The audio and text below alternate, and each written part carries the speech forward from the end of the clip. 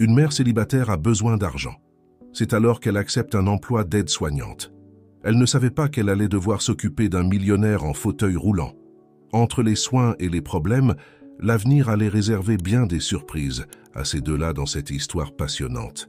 Élise Dubois ajusta une dernière fois son badge de l'hôpital Sainte-Marie, ses mains tremblant légèrement, tandis qu'elle rangeait ses affaires dans le petit casier du vestiaire.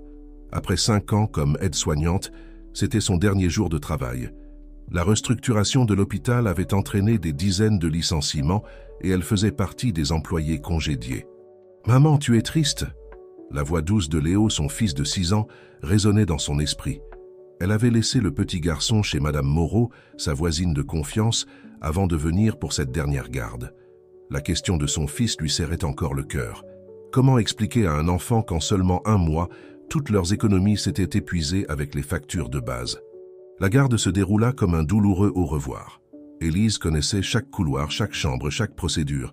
Elle avait commencé ici comme stagiaire, gagnant sa place grâce à son dévouement et son empathie. Les patients louaient toujours sa gentillesse, en particulier avec les personnes âgées, qu'elle traitait avec une patience particulière. « Dubois, vous avez un moment ?» La voix de Martine, sa superviseure, interrompit ses pensées. « Je sais que c'est votre dernier jour, mais j'ai besoin d'aide avec Monsieur Leroy dans la chambre 304. Il est particulièrement difficile aujourd'hui. » Élise acquiesça, suivant le couloir en direction de la chambre indiquée. « Monsieur, Leroy était connu pour son tempérament compliqué, mais elle parvenait toujours à le calmer. En entrant dans la chambre, elle trouva le vieil homme agité, refusant de prendre ses médicaments. « Monsieur Leroy, je vous ai apporté cette tisane de camomille que vous aimez, » dit Élise, utilisant son ton le plus doux. C'était un mensonge, ce n'était que de l'eau, mais ce petit stratagème fonctionnait toujours. « Ça vous aidera à avaler les médicaments. » Le monsieur, qui quelques instants plus tôt était inflexible, accepta les médicaments sans plus protester. C'était ce don avec les patients difficiles qui faisait qu'Élise se démarquait dans son travail. Comment allait-elle survivre sans cet emploi? Comment garderait-elle le petit appartement où elle vivait avec Léo? À la fin de son service, ses collègues organisèrent un petit pot de départ dans la salle de repos. Gâteau au chocolat, café et accolades chaleureuses. Sophie, sa meilleure amie à l'hôpital, ne put retenir ses larmes. « Élise, tu es la meilleure d'entre nous. Ce n'est pas juste ce qu'ils font, » dit Sophie, lui tendant une enveloppe. « On a fait une collecte. Ce n'est pas grand-chose, mais ça peut t'aider jusqu'à ce que tu trouves autre chose. » Élise sentit ses yeux s'embuer, mais garda le sourire. Elle ne pouvait pas craquer, pas maintenant. Léo avait besoin qu'elle soit forte. Elle rangea l'enveloppe dans son sac, sans l'ouvrir. Sa dignité ne lui permettait pas de vérifier le montant devant tout le monde. À la maison, après avoir récupéré Léo chez la voisine, Élise prépara un dîner simple. Du riz, des haricots et un œuf au plat pour chacun. Elle observa son fils manger avec enthousiasme, racontant sa journée à l'école, le dessin qu'il avait fait, comment il apprenait à lire des mots plus longs. « Maman, pourquoi tu ne vas plus travailler à l'hôpital ?» demanda Léo, ses grands yeux bruns curieux fixés sur elle. « Parfois, mon chéri, les choses changent, » répondit-elle, essayant de garder une voix ferme. « Mais je vais trouver un nouveau travail, encore meilleur, tu verras. » Après avoir couché Léo, Élise s'assit à la table de la petite cuisine avec les factures étalées devant elle. Le loyer était en retard, la facture d'électricité avec un avis de coupure et les frais de scolarité de Léo arriveraient à échéance dans 1 semaine. L'argent de son indemnité de licenciement couvrirait à peine 2 mois de dépenses. Elle prit son téléphone portable et commença à naviguer sur des sites d'emploi, envoyant son CV pour tous les postes possibles d'aide-soignante. C'est alors qu'une annonce différente attira son attention. Recherche aide-soignante expérimentée pour accompagnement à temps plein, logement sur place, salaire supérieur au marché. L'annonce venait d'une agence réputée et l'adresse indiquait l'un des quartiers les plus huppés de la ville. Élise hésita un moment. Vivre sur son lieu de travail signifierait des changements radicaux pour elle et Léo, mais le salaire offert était presque 3 fois supérieur à son ancien salaire à l'hôpital. Les mains tremblantes, elle cliqua sur le bouton « Postuler ». Sur l'écran du téléphone, un message apparut presque instantanément. « Entretien demain à 9 h, Manoir Beaumont, 15 avenue des Tilleuls. » Élise regarda vers la chambre où Léo dormait paisiblement. Pour lui, elle affronterait n'importe quel défi. Elle n'avait aucune idée que cette candidature allait changer sa vie de façon qu'elle n'aurait jamais pu imaginer. Le taxi s'arrêta devant un portail imposant en fer forgé. Élise ajusta nerveusement le blazer bleu marine qu'elle avait acheté lors d'une liquidation 2 ans auparavant, sa tenue la plus formelle.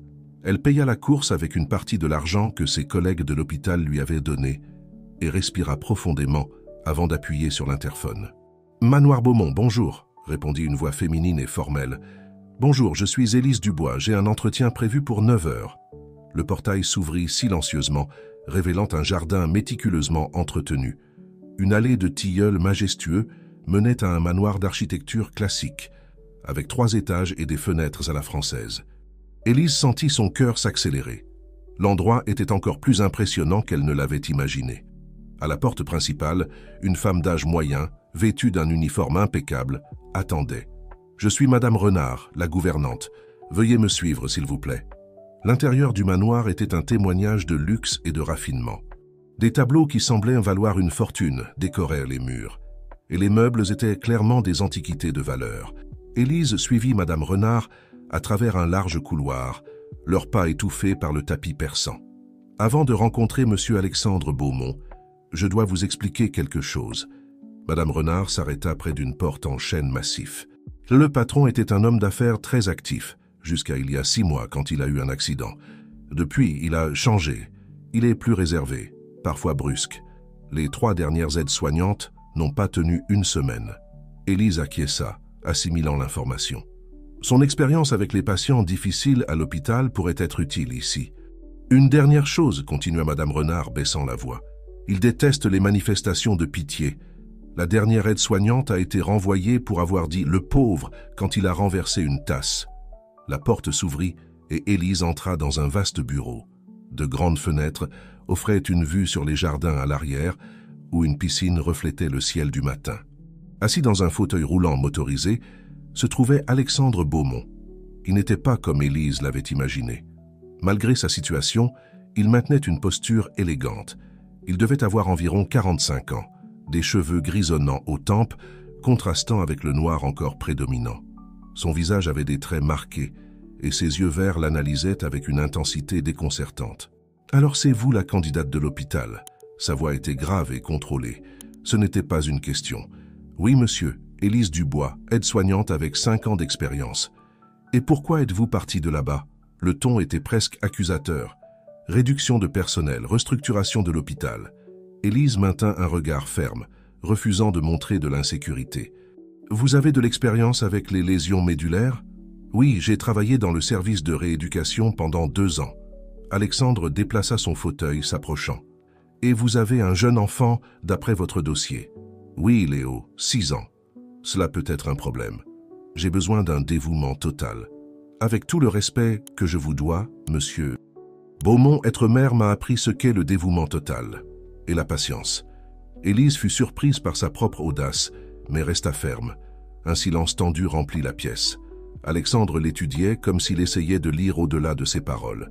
« Le travail exige que vous viviez ici, continua-t-il. Votre fils devrait venir avec vous. Il y a une annexe à l'arrière de la propriété avec 2 chambres. Madame Renard peut vous la montrer après. Quant aux horaires de l'école, nous avons un chauffeur, interrompit Alexandre. Il peut l'emmener et le ramener. Mais j'ai besoin de vous disponible 24 heures sur 24, y compris les week-ends. Et les congés? Un week-end par mois quand ma sœur vient me rendre visite. Il fit une pause.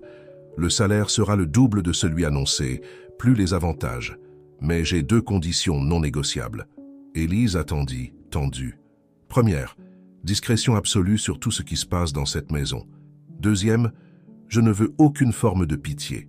Je ne suis pas un pauvre type. Je suis votre employeur. Ai-je été clair? Parfaitement clair, monsieur Beaumont. Alexandre fit pivoter son fauteuil, se tournant vers la fenêtre. Madame Renard va vous montrer vos quartiers. Vous commencez demain à 7 heures. Ne soyez pas en retard. Élise suivit Madame Renard hors du bureau, son esprit en ébullition. Tandis qu'elle marchait vers l'annexe, elle remarqua que ses mains tremblaient légèrement. Pas de peur, mais de soulagement et d'appréhension. Elle avait obtenu le poste, mais quelque chose dans le regard d'Alexandre Beaumont la troublait. Ce n'était pas de la colère ou de l'amertume qu'elle avait vu dans ses yeux verts perçants, c'était de la solitude. L'annexe était plus grande que son appartement actuel, meublé simplement mais avec qualité. Un petit jardin privé la séparait de la maison principale. Léo aurait de l'espace pour jouer, et elle pourrait économiser suffisamment pour assurer son avenir. « Il n'est pas une mauvaise personne », commenta doucement Madame Renard tout en montrant les pièces. « Il est juste perdu. Avant l'accident, il était différent. Il souriait tout le temps, voyageait, faisait du sport. Maintenant, elle ne termina pas sa phrase. Élise observa par la fenêtre le manoir imposant, si différent de tout ce qu'elle connaissait. Demain commencerait sa nouvelle vie. Elle ne savait pas que cette maison gardait plus de secrets qu'elle ne pouvait l'imaginer, et que son cœur serait mis à l'épreuve de manière qu'elle n'avait jamais prévue. Le premier jour d'Élise au manoir commença avant le lever du soleil. Léo dormait encore quand elle organisait les derniers cartons dans l'annexe. Le petit garçon avait été enchanté par le nouvel espace, en particulier par le jardin où il pourrait jouer. « Maman, on dirait une maison de film », s'était-il exclamé en découvrant l'endroit la veille. À 6h30, Madame Renard apparut pour donner les premières instructions. Monsieur Alexandre se réveille à 7h précises. Il aime prendre son petit déjeuner sur la terrasse de sa chambre, puis il fait de la kinésithérapie à 9h. Le docteur Pierre, le kinésithérapeute, vient 3 fois par semaine. Les autres jours, vous l'aiderez avec les exercices de base.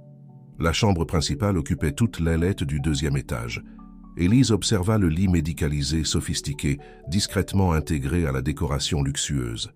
Un système de rails au plafond facilitait les déplacements, et la salle de bain était un exemple d'accessibilité, sans perdre en élégance. « Bonjour, monsieur Beaumont », salua Élise en entrant dans la chambre à 7h précises. Alexandre était déjà réveillé, regardant par la fenêtre. Il ne répondit pas immédiatement. « Le café est en retard », fut tout ce qu'il dit. Élise vérifia l'heure, 7h02. Elle comprit que pour lui, la ponctualité signifiait être en avance. Elle nota mentalement. Arriver 10 minutes avant chaque rendez-vous. La routine du matin était complexe. Alexandre avait besoin d'aide pour ses besoins de base, et Élise découvrit rapidement pourquoi les autres aides-soignantes avaient abandonné. Il était méticuleux jusqu'à l'obsession, exigeant que chaque procédure soit effectuée exactement comme il le demandait. « La serviette est trop froide », se plaignit-il pendant la douche, « et ce savon n'est pas celui que j'utilise habituellement. Excusez-moi, monsieur, je vais m'occuper du changement. Je ne veux pas d'excuses, je veux de la compétence », coupa-t-il brusquement. Élise respira profondément, gardant son calme. À l'hôpital, elle avait appris que les patients difficiles masquaient généralement d'autres émotions par de l'irritation. Pendant le petit déjeuner sur la terrasse, Élise remarqua qu'Alexandre touchait à peine à la nourriture. Ses yeux étaient fixés sur l'horizon, où l'on voyait la ville s'éveiller. À un moment, elle le surprit en train d'observer l'héliport dans le jardin arrière, maintenant inutilisé. « Vous étiez pilote ?» risqua Élise. Le regard qu'elle reçut fut cinglant.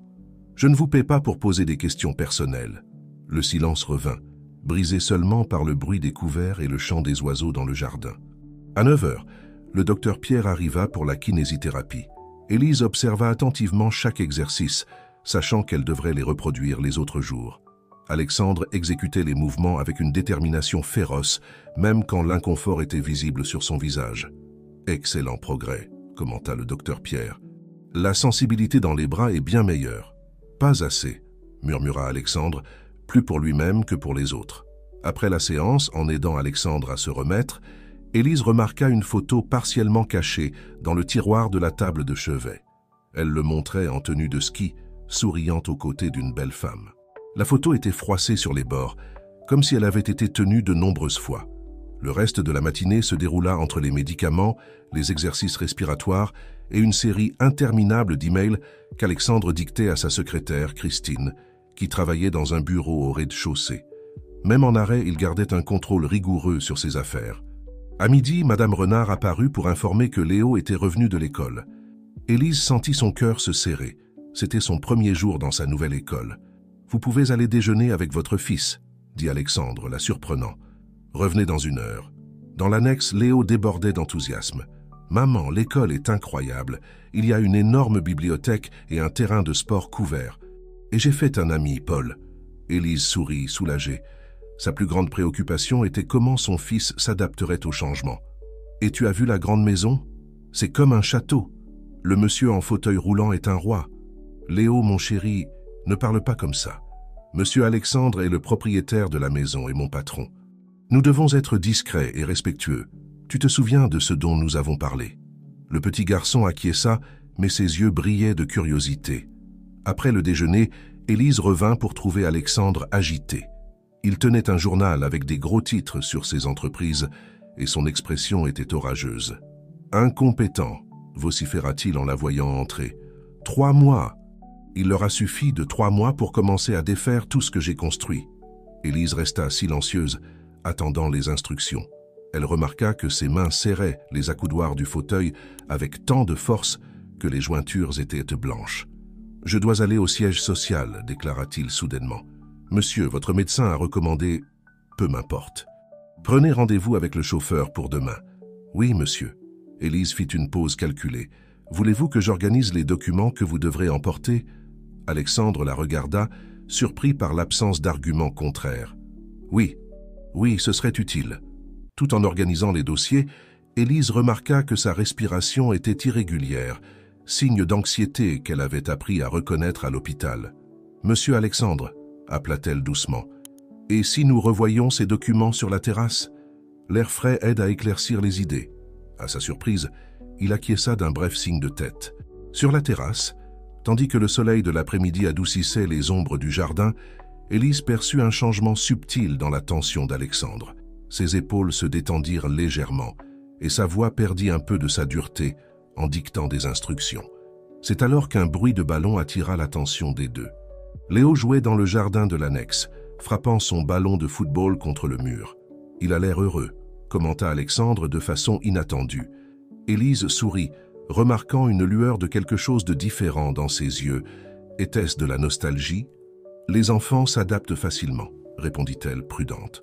Alexandre reporta son attention sur les papiers, mais Élise remarqua que de temps en temps, ses yeux déviaient vers le petit garçon qui jouait, insouciant de tout. Le reste de l'après-midi se déroula dans une routine de médicaments, d'exercices et de travail. Quand la nuit tomba et qu'Élise se préparait à retourner à l'annexe, Alexandre l'appela. « Demain, je veux partir à 8 heures, dit-il. Et merci pour votre aide avec les documents. » C'était la première fois qu'il remerciait pour quelque chose. Élise acquiesça, reconnaissant ce petit moment pour ce qu'il était. Une première brique dans la construction d'un pont au-dessus d'un abîme de méfiance et d'amertume. Allongée dans son nouveau lit, Élise réfléchissait à la journée. Alexandre Beaumont était un homme complexe, portant des blessures qui allaient bien au-delà de sa condition physique. Quelque chose lui disait que découvrir ses blessures serait son plus grand défi et, peut-être, sa plus grande récompense. La visite au siège social des entreprises Beaumont révéla à Élise une autre facette d'Alexandre. Vêtu d'un costume impeccable, il dirigeait la réunion avec une autorité naturelle qui contrastait avec sa vulnérabilité physique.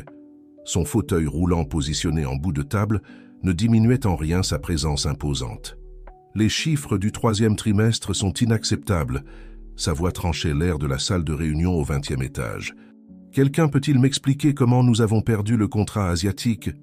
Élise observait discrètement depuis le coin de la salle, attentive à tout signe qu'il aurait besoin de quelque chose.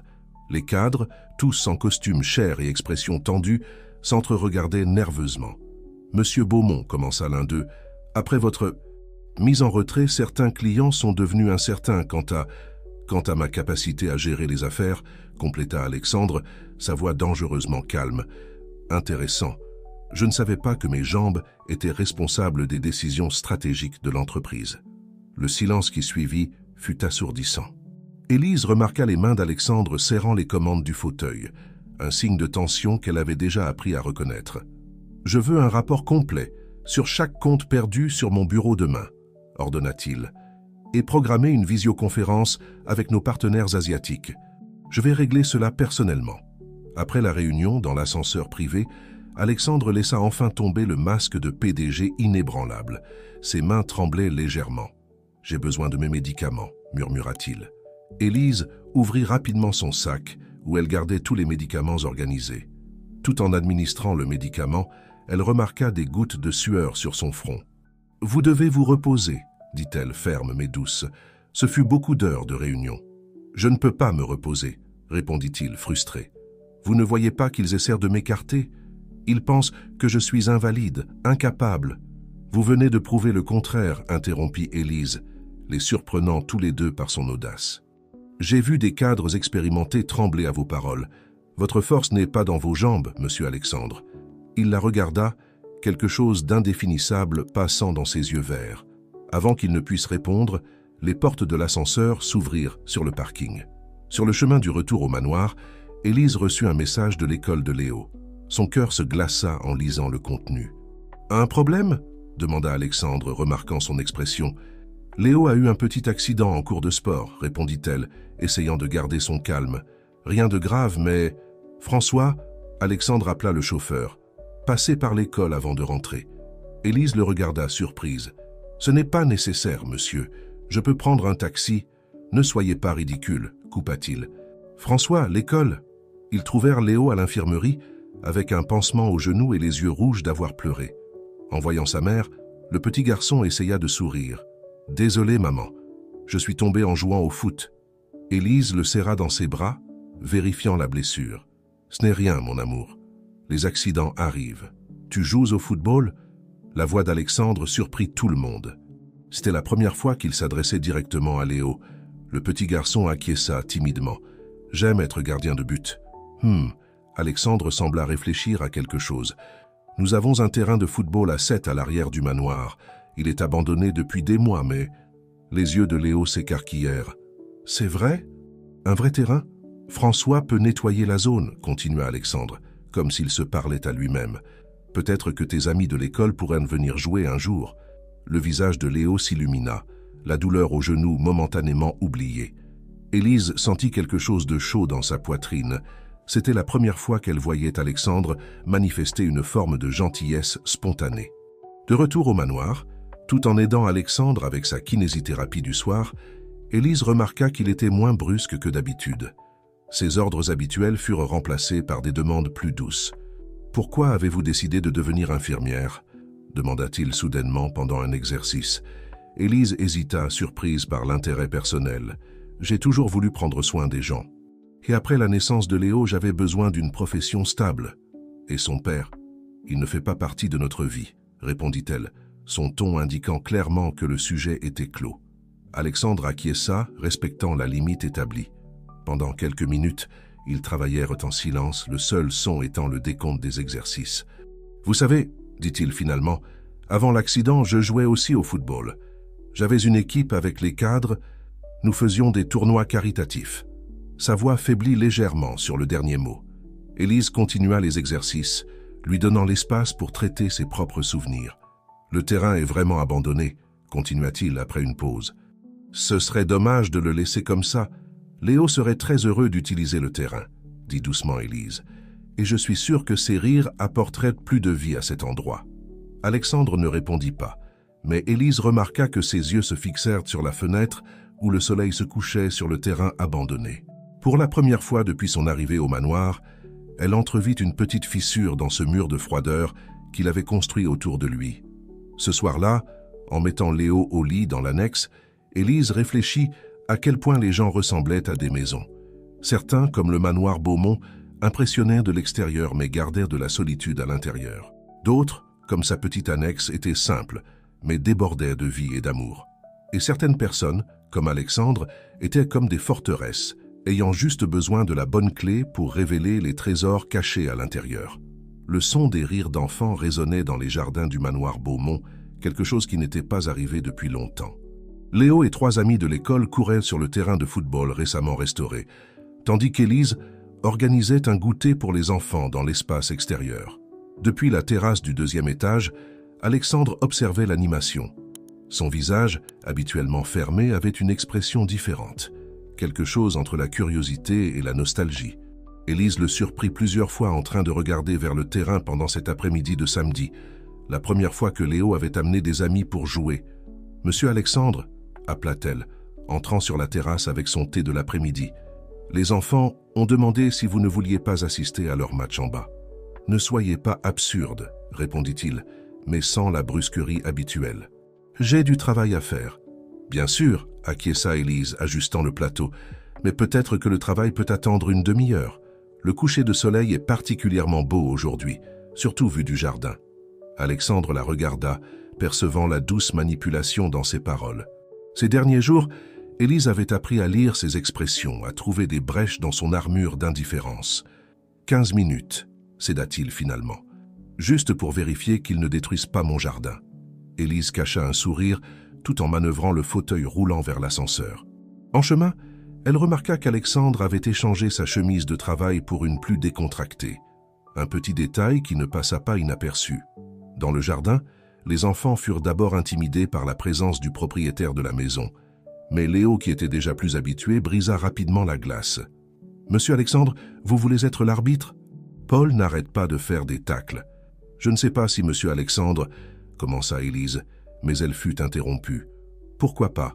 répondit Alexandre, surprenant tout le monde. « Mais il faudra respecter mes décisions. » Ce qui devait être 15 minutes se transforma en 1 heure. Alexandre, depuis son fauteuil stratégiquement positionné sur le côté du terrain, arbitrait le match avec un sérieux qui faisait rire les enfants. Peu à peu, Élise remarqua que sa posture devenait plus détendue et par moments, un presque sourire apparaissait sur ses lèvres. « Penalty !» déclara-t-il à un moment donné, quand Léo fut renversé dans la surface. Tir décisif pour l'équipe bleue. Les enfants célébrèrent ou protestèrent, selon l'équipe, tandis que Léo se préparait pour le tir. Élise, servant du jus et des sandwichs sur une table proche, observait la scène avec le cœur réchauffé. « Peu !» s'écrièrent-ils tous quand le ballon entra dans la lucarne, et pour la première fois depuis qu'elle était arrivée au manoir, Élise entendit un rire authentique d'Alexandre, bref, contenu, mais réel. Le moment fut interrompu par le bruit d'une voiture arrivant.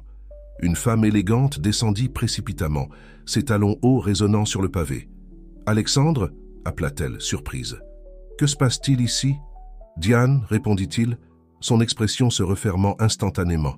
« Je ne t'attendais pas aujourd'hui. »« Visiblement » répondit sa sœur, regardant autour avec une expression difficile à déchiffrer. « Je peux te parler en privé ?» Élise rassembla rapidement les enfants pour le goûter, donnant aux frères et sœurs de l'intimité.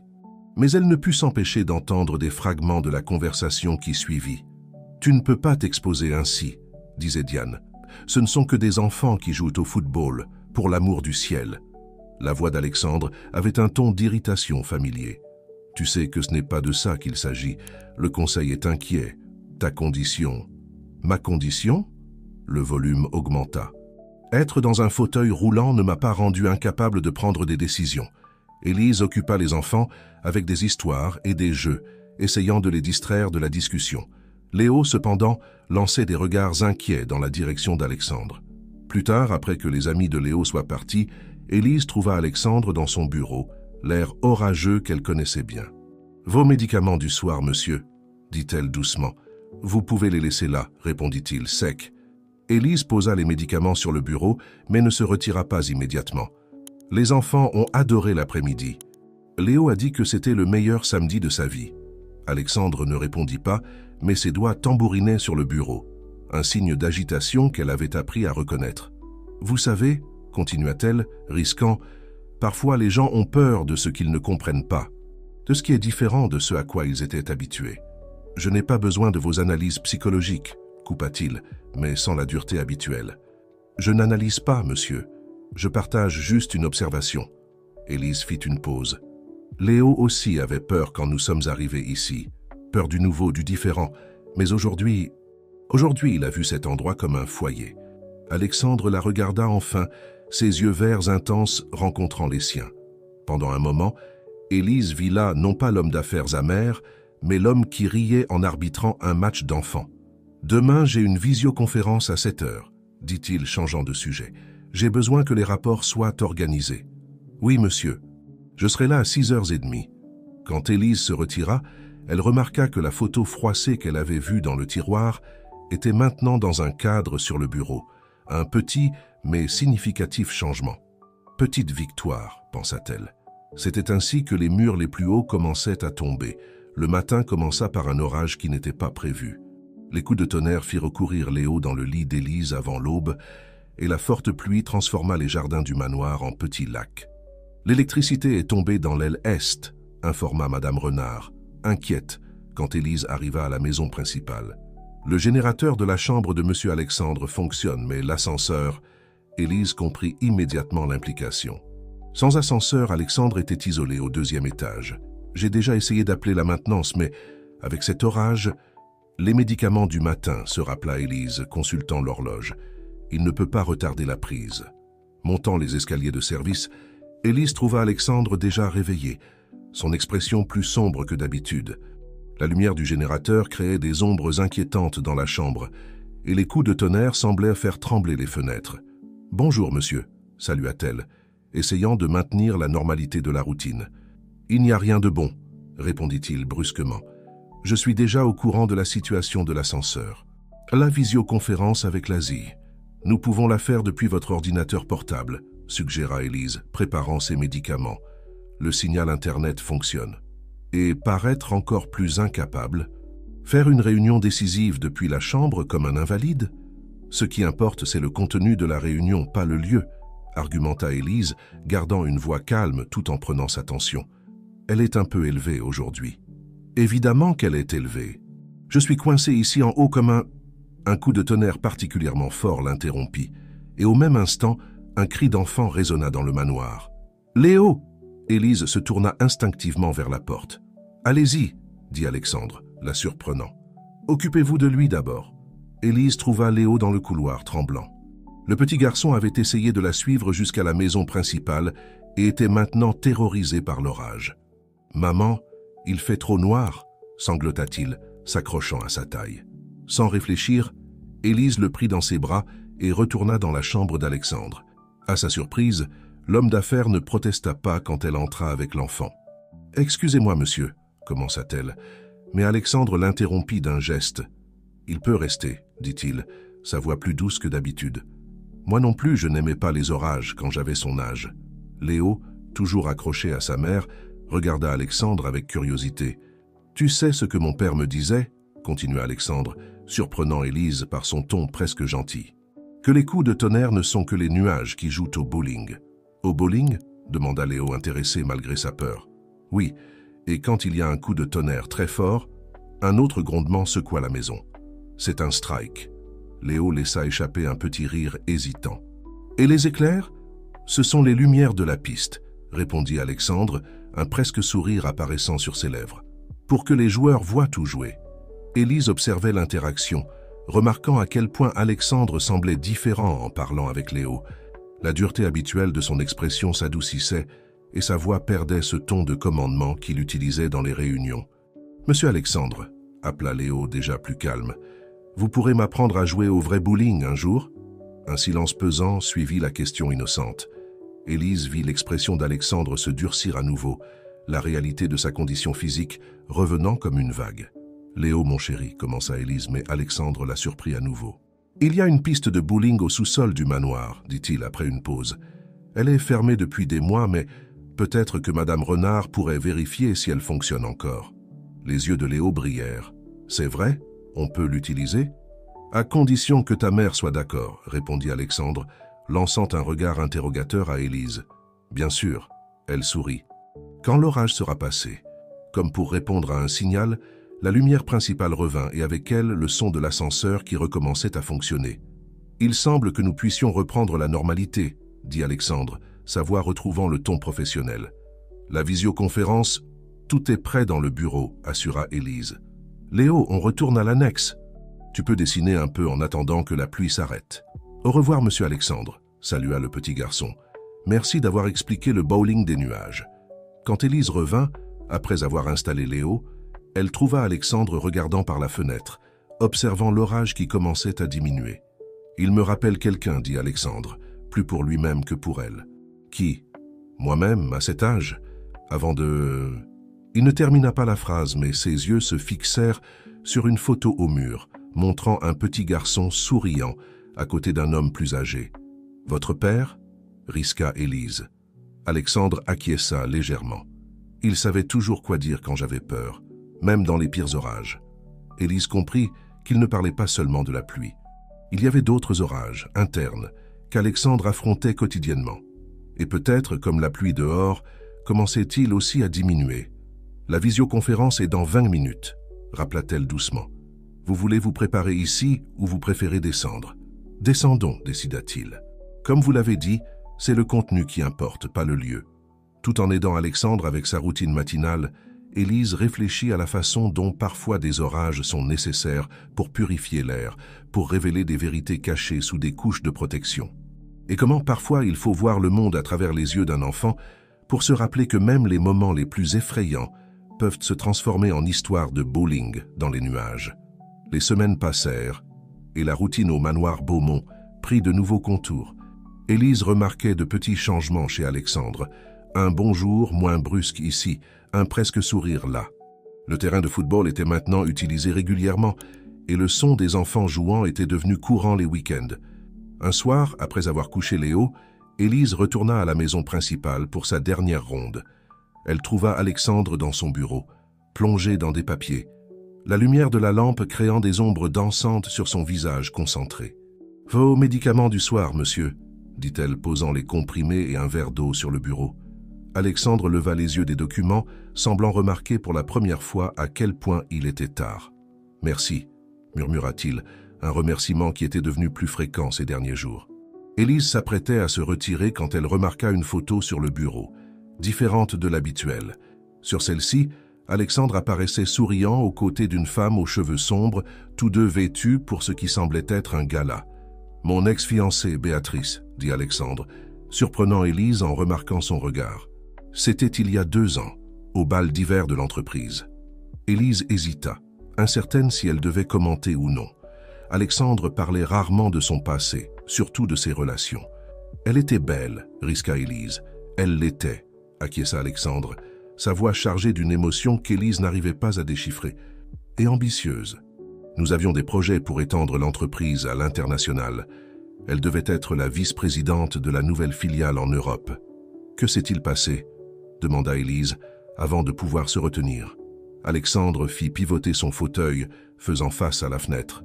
Dehors, la pleine lune baignait les jardins d'une lumière éthérée. « L'accident est arrivé », répondit-il, après un long silence. « Nous revenions d'un voyage d'affaires. J'ai insisté pour piloter, même fatigué. L'hélicoptère, » sa voix faiblit. Béatrice était sur le siège du copilote. Élise sentit son cœur se serrer. « Elle a survécu », compléta Alexandre, avec quelques égratignures et une jambe cassée.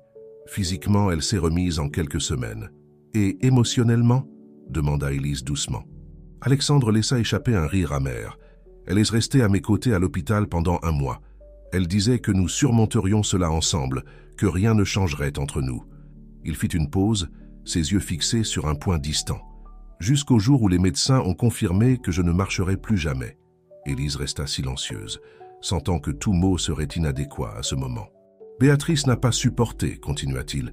Elle a dit qu'elle m'aimait mais qu'elle ne pouvait pas consacrer sa vie à s'occuper de quelqu'un dans ma condition, qu'elle avait des rêves, des ambitions. »« Je suis désolé, » murmura Élise.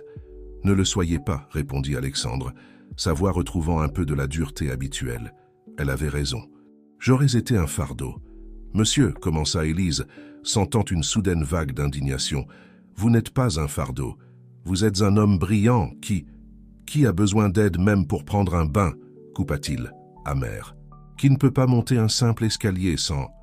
Qui dirige un empire commercial depuis son fauteuil roulant, interrompit Élise, les surprenant tous les deux par son audace.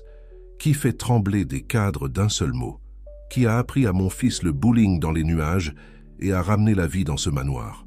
Alexandre la regarda fixement, ses yeux verts intenses dans la pénombre.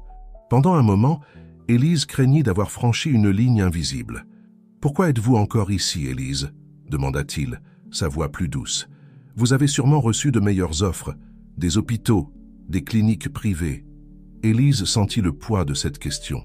C'était vrai, elle avait reçu quelques propositions ces dernières semaines. Mais l'idée de quitter le manoir Beaumont, de quitter Alexandre, « Parce que c'est ici que je dois être », répondit-elle simplement. Un silence chargé de significations non dites plana entre eux. Élise réalisa qu'ils étaient plus proches que d'habitude, l'espace entre le fauteuil roulant et l'endroit où elle se tenait soudain, chargé d'une tension différente. Le moment fut brisé par le son lointain d'un coup de tonnerre. Un nouvel orage approchait. « Léo », murmura Élise, se souvenant de la peur de son fils. « Allez-y », dit Alexandre, sa voix rauque. Il a besoin de vous. Élise acquiesça, se dirigeant vers la porte. Avant de sortir, cependant, elle se retourna une dernière fois. « Vous aussi, monsieur Alexandre, dit-elle doucement. Peut-être pas de la même façon que Béatrice pensait, mais vous avez besoin de quelqu'un qui voit au-delà du fauteuil.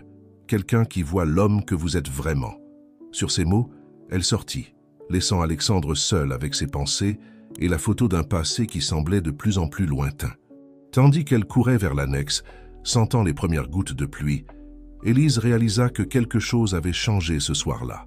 Une barrière invisible avait été brisée, des révélations faites à la lueur tamisée du bureau qui ne pourraient être ignorées. Et tandis qu'elle serrait Léo dans ses bras, apaisant ses peurs avec des histoires de bowling dans les nuages, Élise se demandait ce que ces révélations signifieraient pour l'avenir. Pour Alexandre, pour elle, pour l'équilibre délicat qu'ils avaient construit dans ce manoir qui, peu à peu, commençait à ressembler à un foyer. Les jours qui suivirent la nuit des révélations apportèrent une atmosphère différente au manoir Beaumont. C'était comme si un voile ténu avait été levé, permettant à Élise et Alexandre de se voir l'un l'autre sous une nouvelle lumière. Alexandre, bien qu'il maintienne encore sa posture professionnelle, laissait transparaître des moments de vulnérabilité qui auraient été impensables auparavant. Pendant les séances de kinésithérapie, il commença à partager davantage sur sa vie avant l'accident, de petits fragments de souvenirs qui peignaient le portrait d'un homme qui, un jour, avait été plein de vie et d'ambition. Un matin, alors qu'Élise l'aidait avec ses exercices, Alexandre la surprit avec une question inattendue. « Élise, avez-vous déjà pensé à reprendre vos études ?» Elle fit une pause, surprise. « Je dois avouer que oui. J'ai toujours voulu me spécialiser en kinésithérapie, mais avec Léo et les dépenses, Alexandre acquiesça, pensif. Vous savez, les entreprises Beaumont ont un programme de bourse pour les employés. Je n'avais jamais pensé à l'étendre à l'équipe de la maison. Mais peut-être est-il temps de changer cela. » Élise sentit son cœur s'accélérer. « Vous suggérez que vous pourriez bénéficier de ce programme ?»« Oui, compléta-t-il. Bien sûr, nous devrions ajuster votre routine ici, mais... Monsieur Alexandre, je ne sais pas quoi dire. » Élise sentit ses yeux s'embuer. « Ne dites rien pour l'instant, » répondit-il, un presque sourire sur ses lèvres. « Réfléchissez-y. Parlez-en à Léo, c'est une décision importante. » Cette conversation ouvrit la porte à d'autres. Élise commença à remarquer qu'Alexandre la consultait davantage, non seulement sur sa santé, mais sur des décisions du quotidien. Son opinion, autrefois sans importance, semblait maintenant avoir du poids.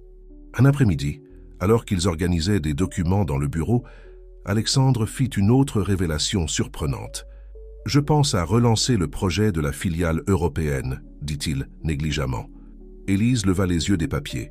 « Celui que vous aviez mentionné avec Béatrice. » Alexandre acquiesça. « Le marché est favorable maintenant. Eh bien, j'ai réalisé que repousser des projets à cause de ma condition est une erreur. La vie continue, n'est-ce pas ? » « Je suis heureuse de l'entendre, » sourit Élise. « Vous avez tant à offrir, tant de potentiel encore à exploiter. » Alexandre la regarda un moment, ses yeux verts intenses. « Vous savez, Élise, c'est vous qui m'avez fait voir cela. Votre persistance, votre foi en moi. Même quand je n'y croyais plus moi-même. » L'air entre eux sembla se charger, une tension palpable qu'aucun des deux n'osait nommer. Le moment fut brisé par le bruit de pas pressés dans le couloir. Léo entra en courant dans le bureau, les yeux brillants d'excitation. « Maman, monsieur Alexandre, regardez ce que j'ai fait à l'école !» s'exclama-t-il, brandissant un papier coloré. Élise sourit, prenant le dessin. C'était une représentation enfantine, mais claire. Le manoir Beaumont, avec 3 figures devant, une femme, un petit garçon et un homme dans un fauteuil roulant. « C'est notre famille », expliqua Léo innocemment. « La maîtresse nous a demandé de dessiner notre maison et notre famille. » Élise sentit son cœur faire un bond, incertaine de la façon dont Alexandre réagirait à être inclus comme famille dans le dessin de Léo. À sa surprise, Alexandre tendit la main, demandant à voir le dessin de plus près. Ses yeux parcoururent le papier pendant de longues secondes, une émotion indescriptible sur son visage. « C'est très bien, Léo, dit-il finalement, sa voix rauque. Tu as bien capturé les détails du manoir. Vous aimez ?» demanda Léo anxieux. « Je peux l'accrocher dans votre bureau ?» Alexandre jeta un coup d'œil rapide à Élise, comme s'il cherchait son approbation. Elle acquiesça légèrement. « Bien sûr, répondit-il. Là, sur ce tableau d'affichage. » Qu'en penses-tu » Léo courut pour accrocher le dessin, babillant sur la façon dont il avait choisi les couleurs et les détails. Élise observait la scène, sentant une vague d'émotions contradictoires. Joie pour l'acceptation d'Alexandre, peur de ce que cela pourrait signifier, espoir pour un avenir qu'elle n'avait pas osé imaginer jusqu'alors. Plus tard, après avoir mis Léo au lit, Élise retourna à la maison principale pour sa ronde nocturne.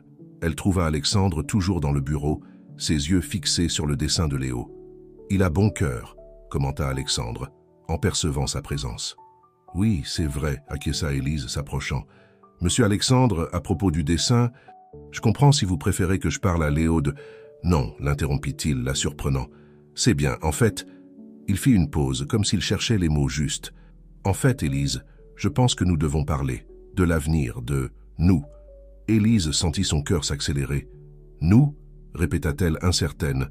Alexandre fit pivoter son fauteuil, la regardant directement. « Oui, nous. Ce manoir, ce travail, tout a changé depuis que vous et Léo êtes arrivés. Et j'ai changé. » Le silence qui suivit était chargé de possibilités non dites, de sentiments qui avaient grandi silencieusement au fil des mois. « Monsieur Alexandre, commença Élise, mais elle fut interrompue par le son strident du téléphone. Alexandre répondit, son expression changeant rapidement pour de l'inquiétude. « Je comprends. Je serai là demain matin. » En raccrochant, il se tourna vers Élise. C'était l'hôpital. Diane a eu un accident de voiture. Rien de grave, mais... Vous devez y aller, compléta Élise, comprenant immédiatement.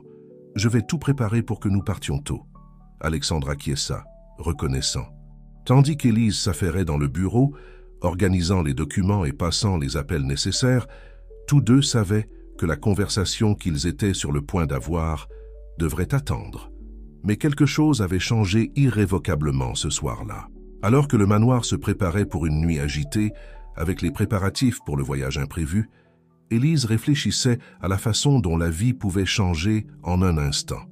Un dessin d'enfant, une quasi-confession, un appel téléphonique inattendu, chaque élément tissant une trame complexe d'émotions et de possibilités. L'avenir qui semblait auparavant si défini s'ouvrait maintenant sur un horizon d'incertitude et de promesses.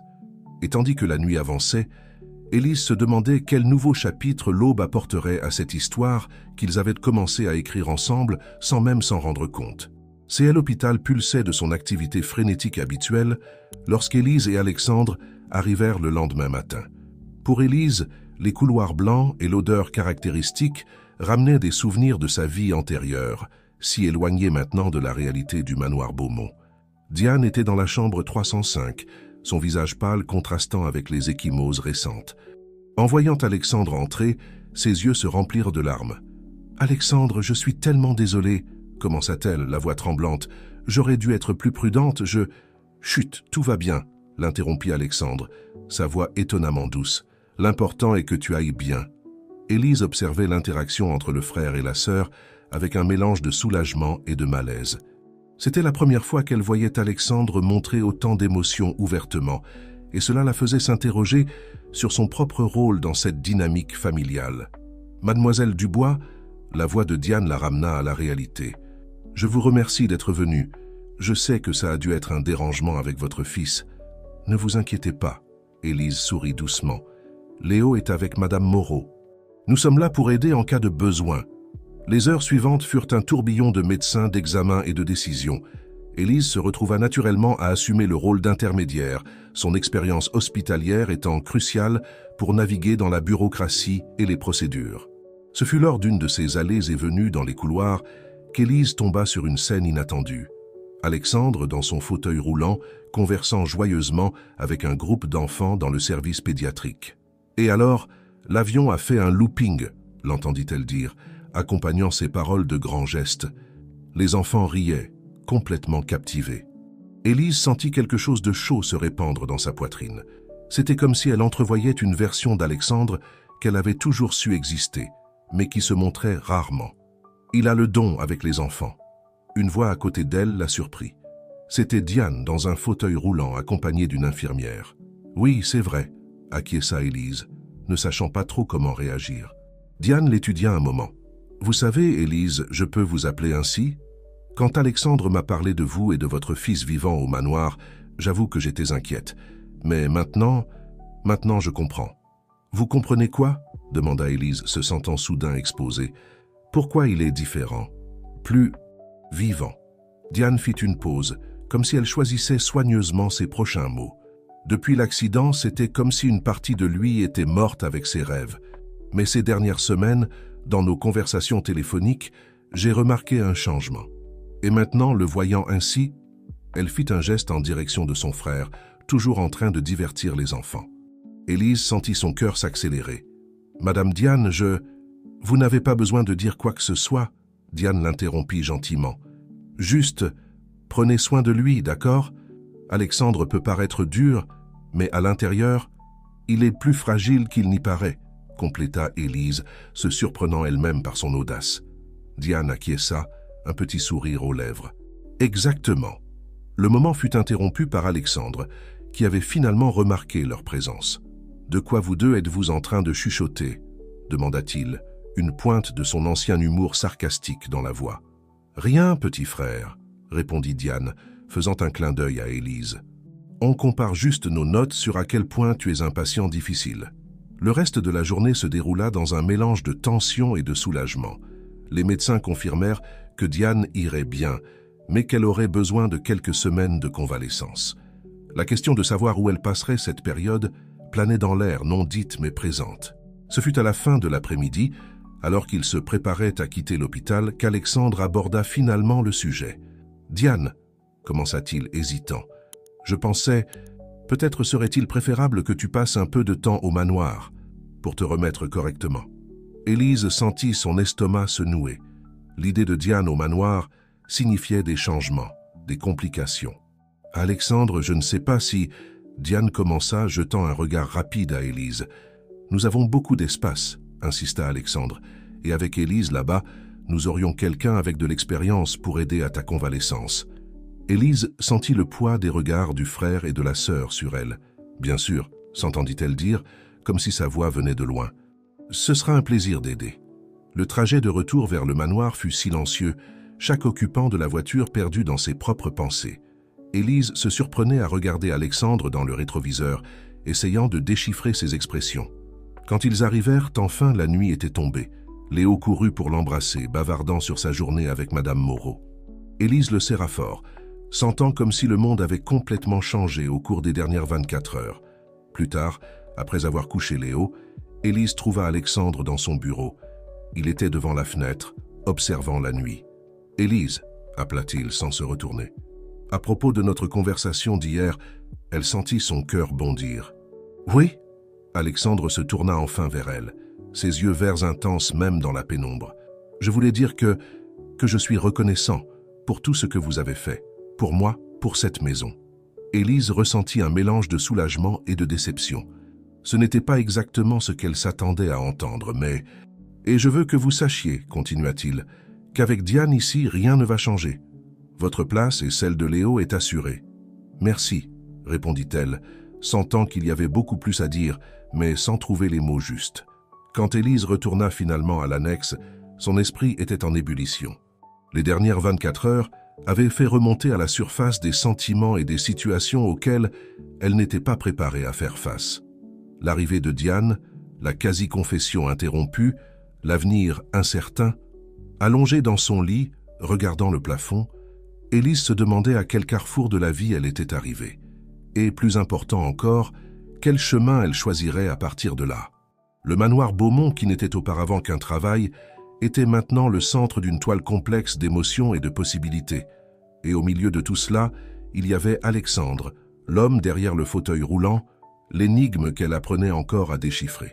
Avec un soupir, Élise ferma les yeux, sachant que les jours à venir seraient un test pour tous au manoir. Un test de patience, de compréhension et peut-être d'amour. L'arrivée de Diane au manoir Beaumont apporta avec elle une vague de changements subtils, mais significatifs. Ce qui était auparavant un rythme bien établi entre Élise, Alexandre et Léo se voyait maintenant parsemé de nouvelles routines et d'ajustements constants. Diane occupa l'une des chambres d'amis au rez-de-chaussée, transformant cet espace autrefois impersonnel en un refuge plein de vie. Des fleurs fraîches, des livres éparpillés et le son occasionnel de musique classique émanant de là rappelait à tous que la dynamique de la maison avait changé. Pour Élise, les jours devinrent un exercice d'équilibre.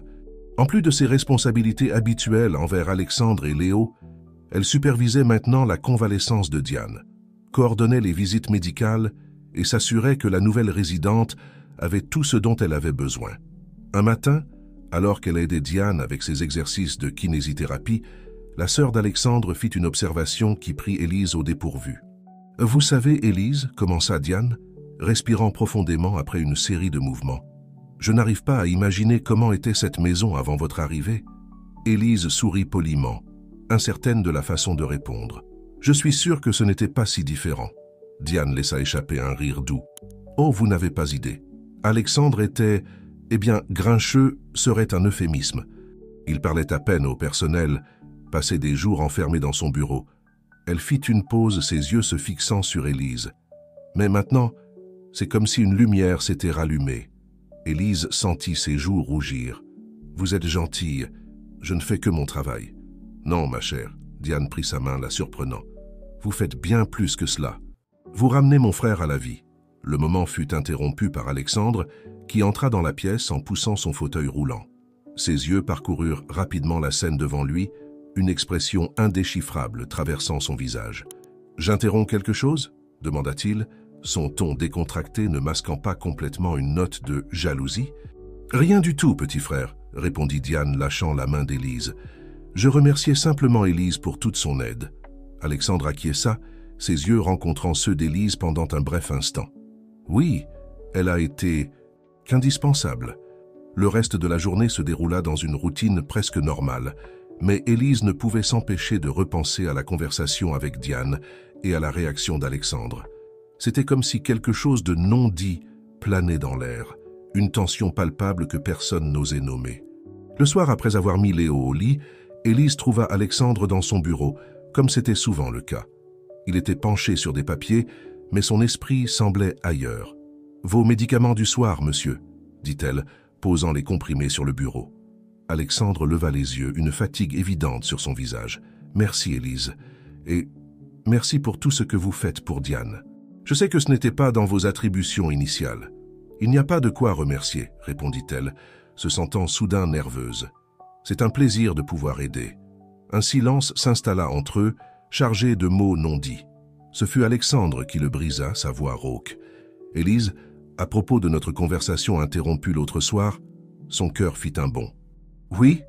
Alexandre sembla lutter intérieurement pendant un moment, comme s'il pesait chaque mot. « Je voulais dire que votre présence ici, votre dévouement, signifie beaucoup pour moi, plus que je ne peux l'exprimer. » Élise sentit sa respiration se bloquer. « Monsieur Alexandre, s'il vous plaît, laissez-moi finir, » l'interrompit-il doucement. « Je sais que je n'ai pas été le patron le plus facile, que j'ai souvent été dur, voire injuste, mais vous avez vu au-delà de tout ça, au-delà de ce fauteuil, au-delà de mes défenses. » Il fit une pause, ses yeux verts intenses fixés sur les siens. « Et cela m'effraie, Élise, parce que pour la première fois depuis l'accident, je me surprends à penser à l'avenir, à des possibilités que je croyais à jamais perdues. » Élise sentit des larmes se former dans ses yeux. « J'y ai pensé aussi, » admit-elle, sa voix à peine plus qu'un murmure. Alexandre tendit la main, touchant légèrement la sienne. Le contact, aussi simple soit-il, envoya des frissons dans tout le corps d'Élise. « Mais, continua-t-il, sa voix prenant une note d'hésitation, « je sais aussi que notre situation est compliquée. Vous êtes mon employé. Il y a Léo à considérer. Et maintenant, avec Diane ici, » Élise acquiesça, comprenant les implications non dites. « C'est une situation délicate, » convint-elle. « Nous avons besoin de temps, » dit Alexandre, bien que son ton suggéra qu'il voulait exactement le contraire, pour comprendre ce que nous ressentons, pour être sûr que ce n'est pas seulement de la gratitude ou de la pitié, compléta Élise, un léger sourire aux lèvres. « Je pense que nous avons dépassé cette phase, monsieur. » Alexandre. Il lui rendit son sourire, un sourire sincère qui illumina son visage. « Oui, je pense aussi. » Le moment fut interrompu par un doux coup à la porte. C'était Diane, appuyée sur sa canne. « Désolé, je ne voulais pas interrompre, » dit-elle, son regard curieux alternant entre les deux. « Je venais juste dire bonne nuit. » Élise s'éloigna discrètement, sentant la chaleur monter à son visage. Bonne nuit, Madame Diane. Monsieur Alexandre, si vous n'avez plus besoin de rien... Bonne nuit, Élise, répondit Alexandre, son ton reprenant le professionnalisme habituel, mais ses yeux en disant bien plus. En retournant vers l'annexe, Élise avait l'impression de flotter.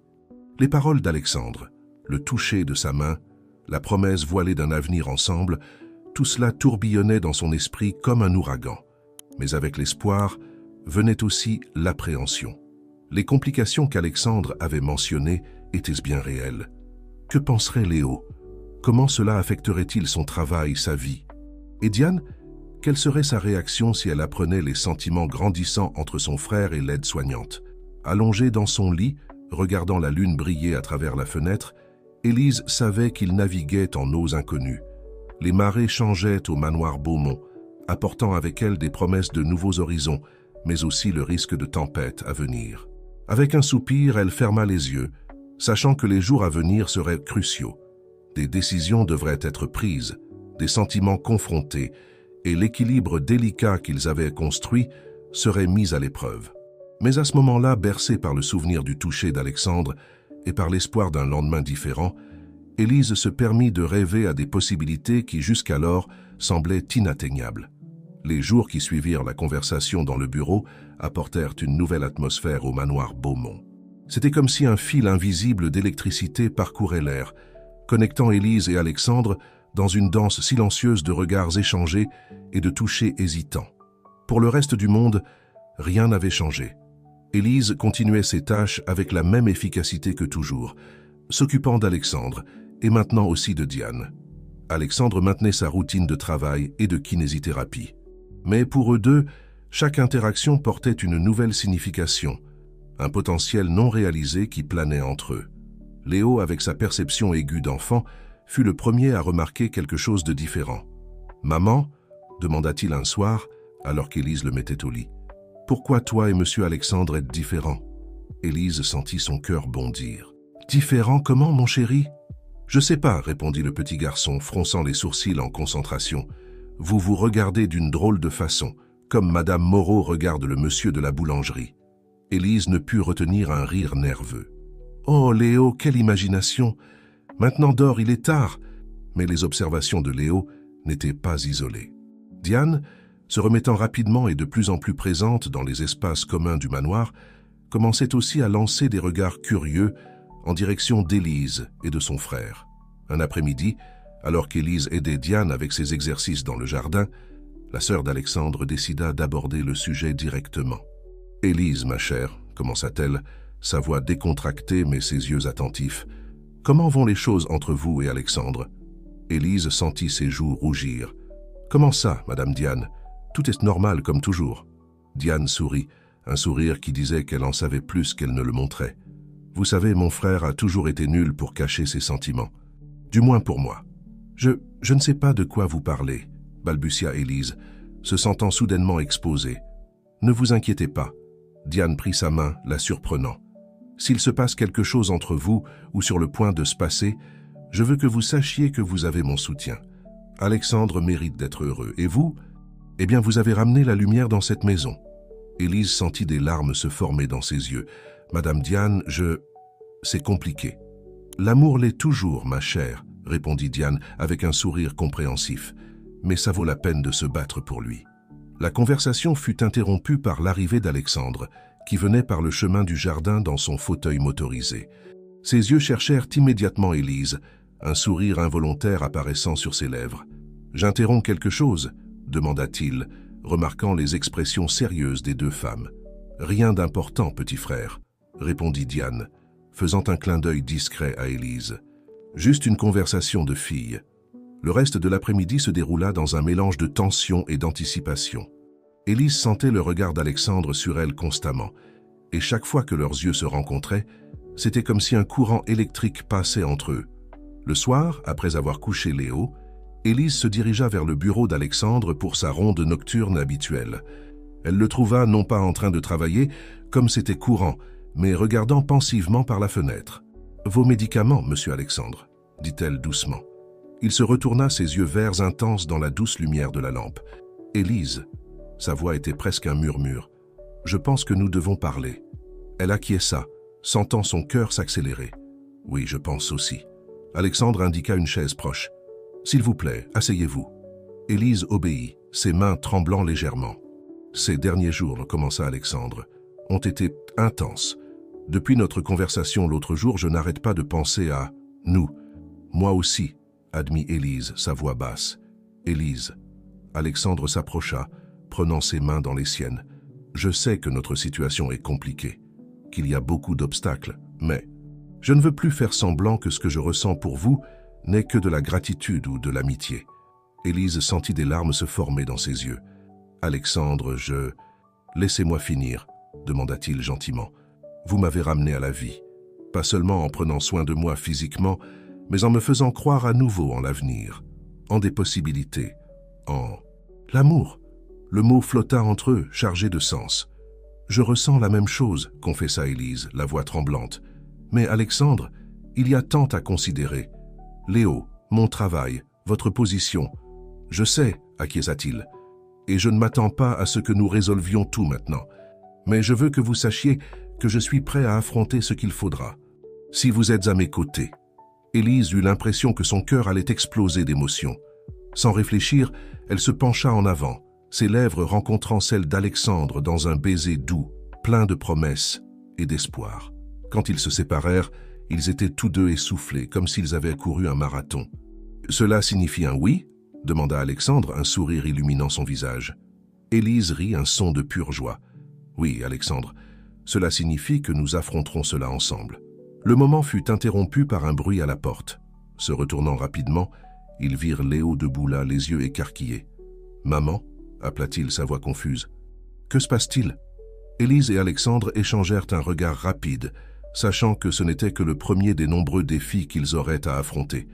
Mais à ce moment-là, avec la chaleur du baiser encore sur leurs lèvres et la promesse d'un futur ensemble, Élise sentit qu'ils pouvaient surmonter n'importe quoi.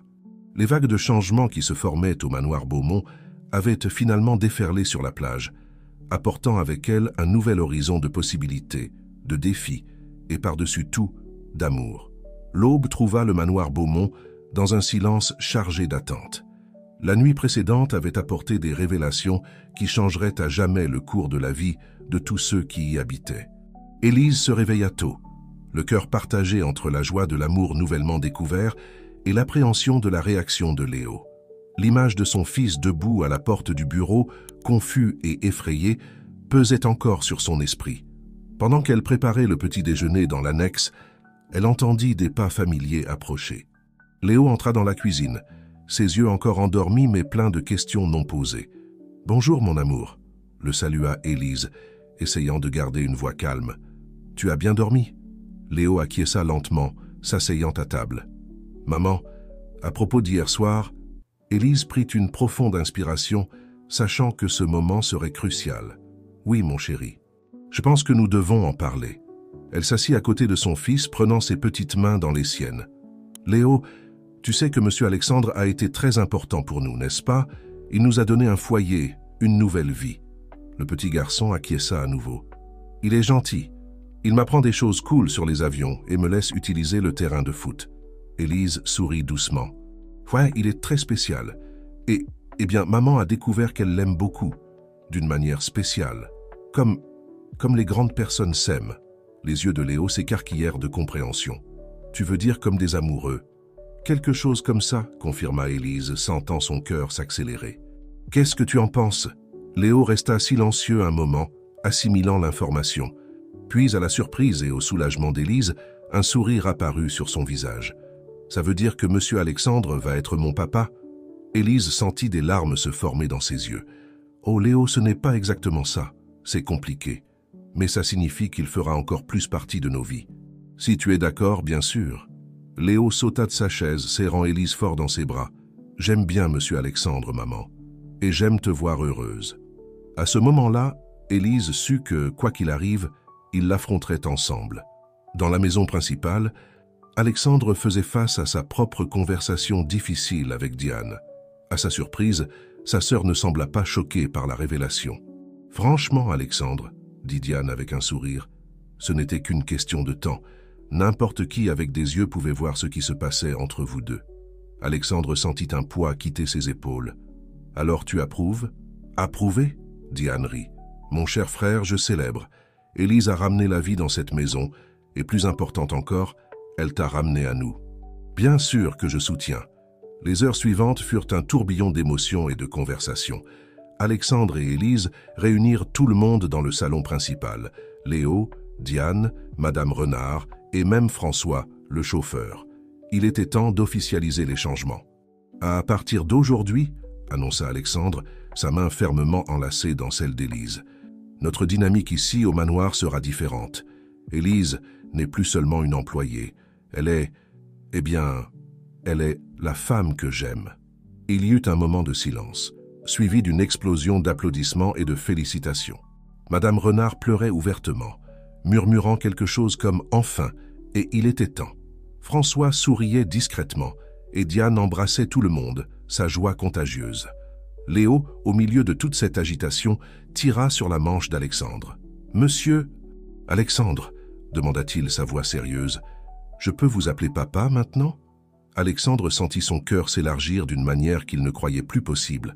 Regardant Élise, qui acquiesça les larmes aux yeux, il répondit « Ce serait un honneur, Léo, un véritable honneur. » Les mois qui suivirent apportèrent des changements significatifs au manoir Beaumont. L'annexe fut rénovée et agrandie, devenant une extension de la maison principale. Élise et Léo déménagèrent officiellement, bien qu'ils gardent l'espace original comme une sorte de refuge familial. Alexandre, inspiré par son nouveau rôle de père et de partenaire, se plongea dans des projets d'accessibilité, transformant le manoir en un modèle de design inclusif. Le terrain de football, maintenant régulièrement utilisé par Léo et ses amis, gagna une zone adaptée pour qu'Alexandre puisse participer au jeu. La nouvelle de la relation entre l'homme d'affaires Alexandre Beaumont et son ancienne aide-soignante causa initialement des remous dans la haute société et les médias locaux. Mais l'attitude ferme et aimante du couple, alliée au soutien inconditionnel de Diane, transforma rapidement ce qui aurait pu être un scandale en une histoire de résilience et d'amour. Élise, avec l'encouragement d'Alexandre, reprit ses études, se spécialisant en kinésithérapie. Ensemble, ils créèrent une fondation dédiée à l'aide aux personnes handicapées, utilisant l'influence et les ressources des Beaumont pour faire la différence dans la vie de nombreuses personnes. Par un après-midi ensoleillé, presque un an après cette nuit fatidique dans le bureau, la famille Beaumont, car c'est ce qu'ils étaient maintenant, une famille, se réunit dans le jardin pour un pique-nique. Léo courait avec ses amis, Diane jouait du piano sur la terrasse, et Élise et Alexandre observaient tout cela, leurs mains entrelacées. « Tu sais, » dit Alexandre, ses yeux brillants d'un bonheur qui semblait autrefois impossible, « il y a eu un temps où je pensais que ma vie s'était terminée sur cette piste d'atterrissage, que tout ce à quoi je pouvais m'attendre était exister. » Élise serra sa main, l'encourageant à continuer. « Mais maintenant, » poursuivit-il, sa voix chargée d'émotion, « maintenant je sais que ce jour-là n'était pas une fin. C'était un commencement, le début du chemin qui me mènerait à toi, à Léo, à cette vie que même dans mes rêves les plus fous je n'aurais pu imaginer. » Élise se pencha, l'embrassant doucement. « Notre commencement, » murmura-t-elle contre ses lèvres. Et là, sous le soleil de l'après-midi, entourés du son des rires et de la musique, Élise et Alexandre savaient qu'ils avaient trouvé quelque chose de rare et précieux. Un amour qui transcendait les barrières physiques et sociales, qui guérissait les vieilles blessures et ouvrait les portes d'un avenir radieux. Le manoir Beaumont, autrefois symbole d'isolement et d'amertume, pulsait maintenant de vie et d'amour. C'était un témoignage que, parfois, les fins heureuses ne sont pas la fin d'un voyage, mais le début d'une nouvelle et merveilleuse aventure. Et ainsi, alors que le soleil se couchait à l'horizon, baignant la propriété de tons dorés, la famille Beaumont s'étreignit, reconnaissante pour le présent et impatiente de l'avenir qu'ils construiraient ensemble.